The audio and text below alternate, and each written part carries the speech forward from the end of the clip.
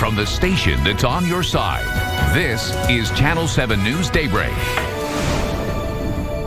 Hey everybody, welcome back into Channel 7 Daybreak. Today is Wellness Wednesday, and Dr. Devon Ballard joins us this morning from Sherwood Family Medical Clinic, and we're talking about cholesterol levels. And do you know your numbers? Do you know which numbers you should have? You probably see commercials about cholesterol levels all the time. Dr. Ballard, I know this is something you probably talk pretty frequently with your patients about. First of all, thanks for joining us this morning. And when we talk about cholesterol levels, I would imagine a lot of people right now sitting and watching at home might not even know what their levels are. Would you agree? Correct. Yeah. Most of them don't unless you get it checked. Okay. So what is the process of getting them checked? Is this something done at an annual physical exam? Yeah. Usually we do a panel of labs depending on your age during the physical. And it's not just a total cholesterol. So there's a total cholesterol and there's a good cholesterol and a bad cholesterol. So it depends on all three things along with triglycerides on if you have an issue that needs to be addressed or take medicine or do dietary changes, et cetera. All right, you talk triglycerides, and this is where you're going doctor speak. You're starting to get to that level where it's like, I'm sorry, what was that again? So explain to everybody at home just exactly what cholesterol is and what you're looking for exactly. So it's a molecule that your body needs, but if you have too much of it, it can increase the chance of plaque formation and cardiovascular disease, stroke, et cetera, over life.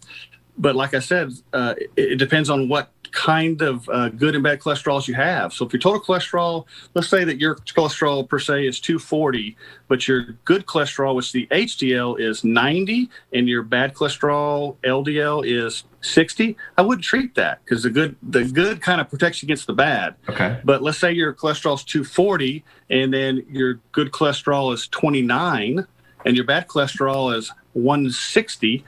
That ratio of good to bad, there's a lot more bad than good, then I would probably treat you with medicine. So you've got to look at the whole profile of the cholesterol molecule. Some of it's genetic.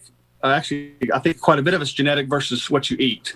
So a lot of times, and I've had marathon runners that have cholesterols of 400. It's just how they metabolize the molecule. And so you need to have it checked. Especially your kids need to get checked if parents have high cholesterol, because you could pass the bad gene to them. And if your cholesterol is great, you might get it checked every 5 years. So. All right, you mentioned medication. I know that's something that you want to hold off on until you have to, especially if someone's doing some, has healthy lifestyles and can't avoid it, like you said, with genetics. So what are the options out there for treatment? What are some of the common things you see? So with diet and exercise, you could probably drop it 15 to 25%. But if you're at a range where you're never going to get there, even if you drop it 25% because of genetics, then you need usually a statin type drug to help lower it. There's other things that can help it, but that gives you the enzyme to help break down the molecule that you might not be having in your system that works well. But if somebody's close, if it's borderline, it's like, hey, I'm going to give you 6 months. That means we got to exercise 2 to 3 days a week, be reasonable, watch calorie intake, portion control, watch the, grills better than fried, just in general, eat healthier, non-processed foods, et cetera, versus processed foods. Then we recheck it, see if there has been a drop enough. Sometimes people do great and their cholesterol don't change at all. That means we need medicine.